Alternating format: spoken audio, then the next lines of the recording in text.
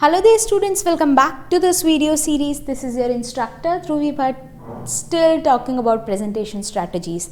I hope after going through so many lectures on presentations, you would make beautiful and wonderful presentations when you are to present project reports.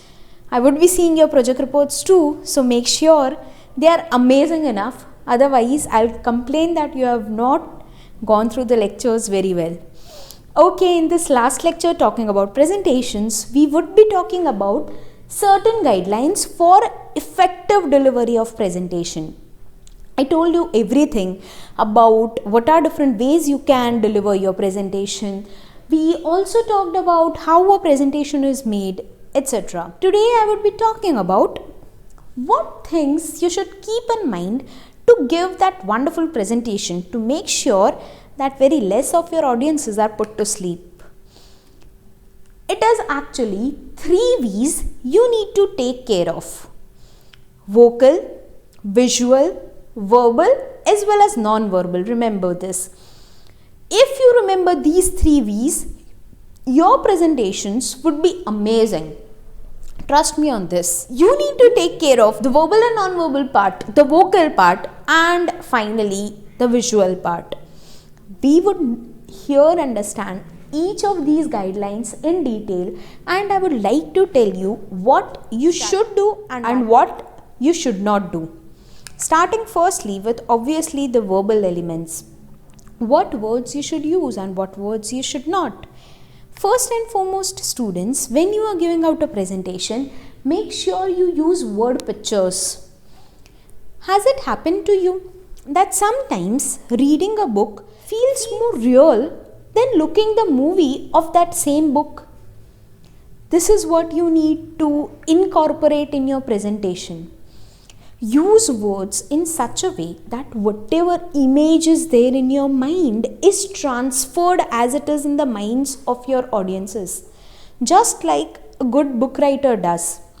Without seeing the picture, they must be able to imagine the same picture which you are trying to present.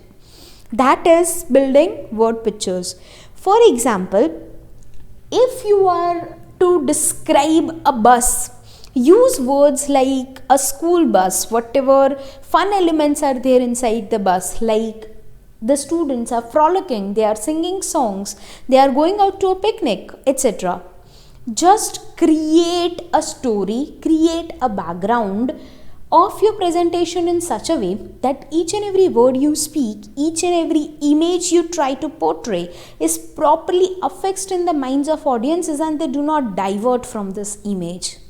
Secondly, students, try and use as many metaphors and similes as possible. There is a difference between metaphor and simile. I'll try to explain the difference first and then I'll tell you how you can use them. Metaphors are where you directly say that one object is something else. You are the apple of my eye. Here you are not comparing eye with the apple. You are directly telling that you are apple. Okay. So that is a metaphor where you are directly saying that one particular thing is something else. It is as good as something else. This is what you want to tell, but what you actually tell is you are the apple of my eye. Simile is where you compare two things using words like, as, etc. For example, as alike as 2 peas in a pod. For example, as brave as a lion. For example, he has not built an organization, he has built an empire. These are the examples how you can use metaphors as well as similes in your presentations to make sure that they are more enchanting to listen to. They have more personal feel to the audiences. Okay, moving further, try and use warm words instead of cold-hearted ones. Try and use the words which are praiseworthy, which make others feel good Like for example, you can come and sit with us. Like you can use words like, I am happy to see such good faces, such bright faces. Okay. Try using words like independent, like we can say growth. Okay. Do not use words which are very cold hearted ones. You would have seen coffee ads before some years. They focused more upon things like it is a drink which can be quickly made, efficiency, saving time. These are cold words.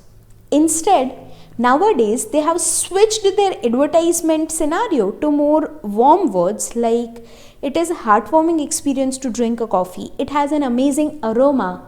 This is how you can touch the feeling of your audiences. Try to touch them through their hearts and not just on their mental surface. Okay, this is how you can make a difference in your presentation. One more thing, you are out there to make an impact, and remember these things. And remember this thing. Students, you need to create an impact through your presentation. I have already told you, it is not what you speak that would make this an amazing presentation, but it is what impact it creates in the minds of the audiences, which will make your presentation stand apart. Use impactful words. Try to use plurals. Try to address audiences much. Try to use plurals when you are giving out a presentation. We are in this together. We will defeat the pandemic together. Try using words like these. Use 1 to 5 rule. If you use one singular in your presentation, follow it with 5 plurals. This is how you can make an impact on your audiences, which would be a long lasting. They should be remembering you even when they leave the presentation hall. That is what we actually want. Make sure that your transitions are very smooth. When you go from one topic to another, you must smoothly dissolve or evolve into that another topic. Do not make it look very disorganized, or do not give out the hanging topics. Okay. They must get to know that where they are actually in this particular presentation. How will you ensure that a smooth flow is maintained? I'll give you and I'll help you with that. Use bridges in your presentation. What is a bridge? A bridge is a word which can smoothly transition from one topic to another when used in a sentence.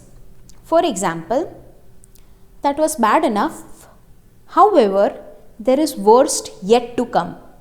Here, however, is used as a bridge, and people will get to know what they need to expect. So, use bridge words. Secondly, use number items. Use number items like this is the first advantage, this is the second advantage, this is the third advantage. This will help your audiences remember how many advantages were there and where exactly you are in listing those advantages. Use interjections. Interjection is where you will repeat the same word again and again to make an impact. That was the financial data of March we were talking about. Now I would like to talk about the financial data of past month. This is an interjection where I am using the same word again and again to make sure that the audiences get the point what we would be talking about next. Try to give out an internal summary of things you have talked about. We have already talked about different challenges which were faced in opening the warehouse. Like the parts were not available, there was quite chaos as the manpower was not available, etc. This is an internal summary. After you discuss one topic and before you move on to the next topic, it would be better to give an internal summary of previously discussed topic if your presentation is too long. One more thing, do not miss giving an internal preview too. Before discussing something, give out a preview. Today we would be talking about different challenges faced and how to overcome those challenges. Start. Today we would be talking about different challenges faced by people who are not digitally trained and also how to overcome those challenges. Initially we would be talking about how many people are not digitally trained, how they find it difficult to cope up with different digital trends these days, etc. Give out an internal preview, and so I will start with the first agenda of today. You can move further like this smoothly and give out a transition. Also for the transitions you can use signposts. Signposts will tell your audiences where exactly you stand in your presentation. As I told you in the beginning of the presentation, there are total 10 advantages of using Paytm. We have already discussed about the first 5 advantages. I'll now tell you the remaining 5 advantages. This is a signpost. Use rhetorical question to change direction. I already told you that a little change can improve the image of the organization in a huge way. How do you think that we can change the image of our organization? This is a rhetorical question. You do not need answers from the audiences. You yourself will answer this question, but you are using this question just to change the direction and talk about whatever you were planning to talk. So use rhetorical questions. Use flashbacks. Use flashbacks to take people to the history of a particular thing. Use flashback methodology. Like you can use words like, you are seeing that this organization is quite successful today, but this was not the case before 5 years. Let us talk about the financial data of the organization before 5 years. That is how you can take them easily in the flashback. Make a list.